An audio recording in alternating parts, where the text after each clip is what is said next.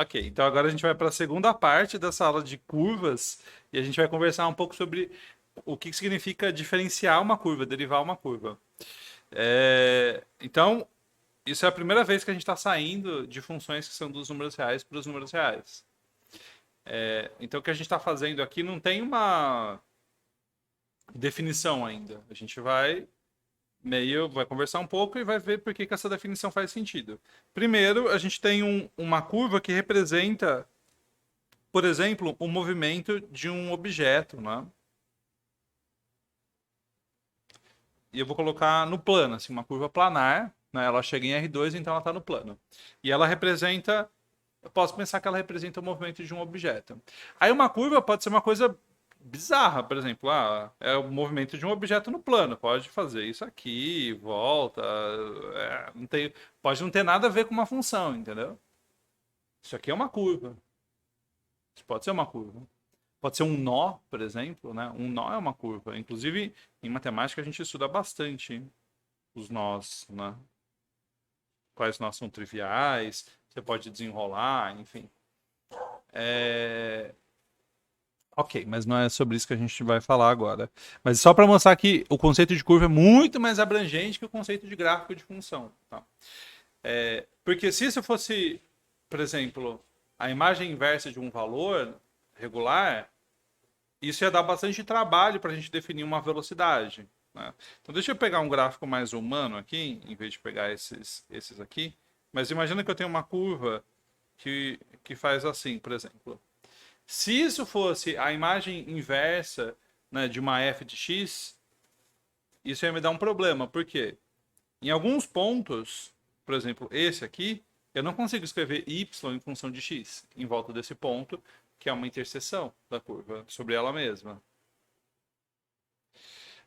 Então eu não tenho nenhuma chance de descobrir qual é a derivada do y em relação a x. Não é uma função.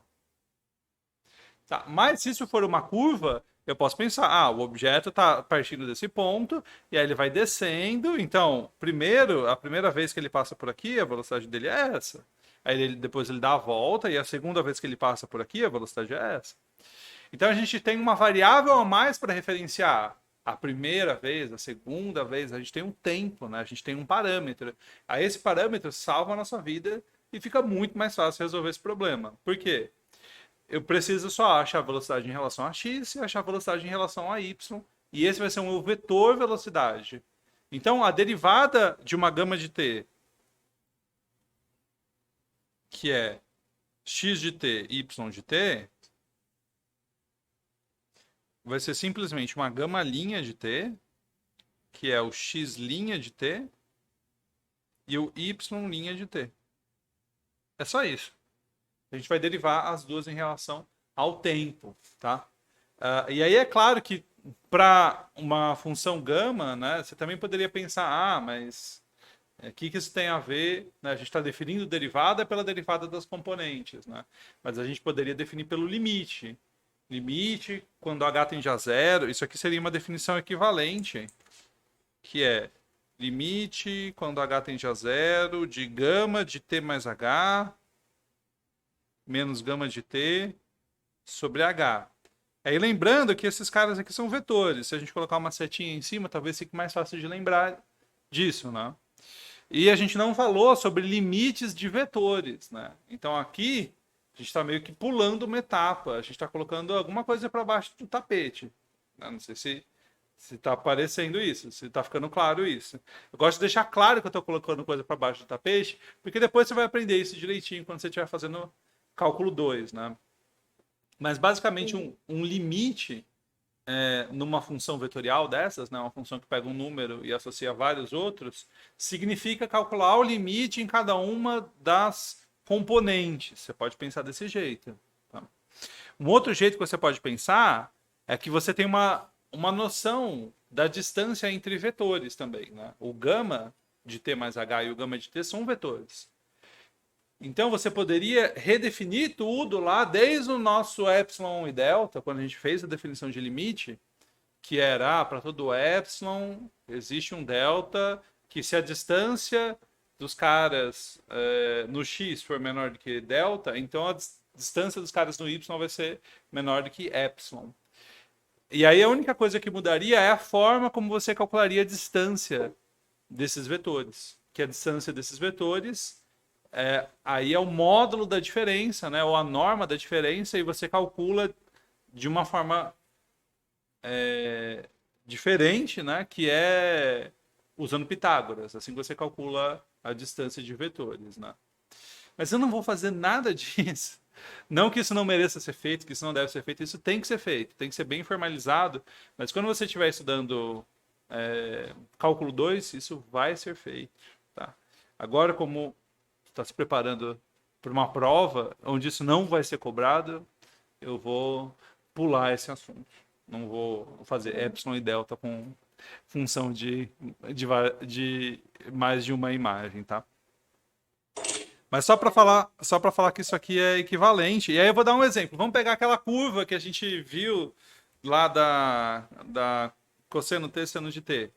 A gente pode pensar numa gama linha de t, né? Se a gama de t é cosseno t, seno t, a gama linha, a derivada do cosseno em relação ao tempo, né? Cosseno de t em relação a t, é menos seno de t. E a derivada do seno em relação ao tempo, né, vai dar cosseno de t. E aí a gente tem essa função aqui. Essa é a velocidade, né? E uma coisa interessante, a gente não vai acostumar a pensar na imagem dessa função. O que a gente vai fazer com essa expressão que a gente conseguiu eu vou desenhar a minha gama novamente, que era a circunferência unitária, né? Desenhar ela pontilhada para representar uma imagem. E aí, no tempo, no t igual a 0, o gama' dá o vetor 0, 1. O vetor 0, 1, ele é um vetor que é uma unidade para cima só, né? Aí se eu pego esse... Oi? Você sabe que é para cima e não para lá. Porque é 0, 1, né? Então o 1 está no y. Então por isso que é uma unidade para cima. É o ponto equivalente ao ponto 0, 1, né? O vetor... Se fosse um 1, seria na diagonal, exatamente. O ponto 0, 1 equivale a esse vetor aqui. Só que em vez de pensar nele separado nesse gráfico aqui, eu vou colocar ele ali em cima no gráfico da minha função. E vou colocar, em vez de colocar na origem, eu vou colocar no ponto gama de t. E aí vai aparecer uma coisa curiosa. Que ele vai estar aqui. E aí se eu pego, por exemplo, no ponto π sobre 2, no π sobre 2, o seno de t dá 1, né? Então menos seno vai dar menos 1 e o cosseno dá 0. Então é esse ponto, o menos 1, 0.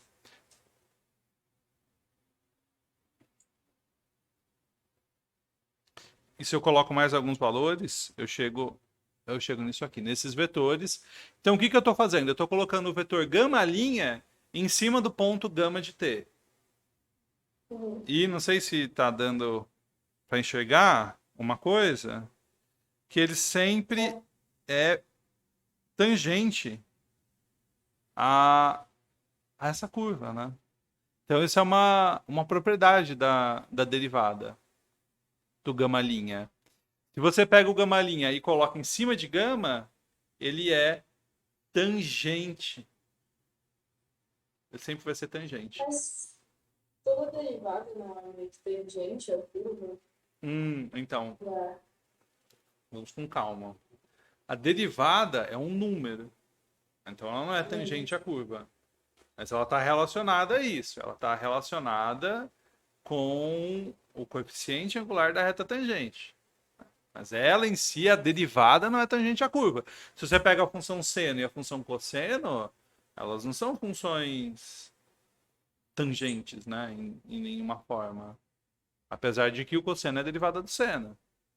Mas aqui a gente tem uma propriedade geométrica a mais, né? Em cima da imagem dessa gama de t e uma relação com gama'. Aqui, é claro, você tem muito mais propriedade, essa força centrípeta, né? Então você ainda consegue mostrar que essa velocidade é sempre perpendicular ao vetor posição. Tem várias coisas aí para fazer. Mas, assim, basicamente, A gente pode, inclusive, usar essa definição para mostrar que a força centrípeta tem que ser igual a mv² sobre r, tá? Isso serve para demonstrar que é a fórmula da força centrípeta ou da aceleração centrípeta, né? Porque se você deriva de novo, né, o gama, vai dar aqui o gama duas linhas que vai estar relacionado à aceleração, vai dar menos cosseno t, menos seno t, né? Então, esse gama duas linhas, ele é oposto ao gama, né? Que era cosseno t, seno t. Ah, mas se você derivar de novo vai chegar no céu também. Se você derivar... Ah, sim, sim, é verdade. Isso tem a ver com o fato que o seno e o cosseno têm período 4, né, na derivação. Que é igual ao período da unidade imaginária, né? Não sei se você já reparou nisso. Que é a derivada do seno e do cosseno. Ah, e esses fatos estão super relacionados, tá? Mas enfim, não vamos mudar de assunto. Vamos ficar nas curvas. Agora que eu pretendo fazer uns exercícios, a gente treinando esse conceito para ele fixar. E aí a gente vai falar de outras coisas importantes. Por exemplo, a distância percorrida. Tá? Então tá bom.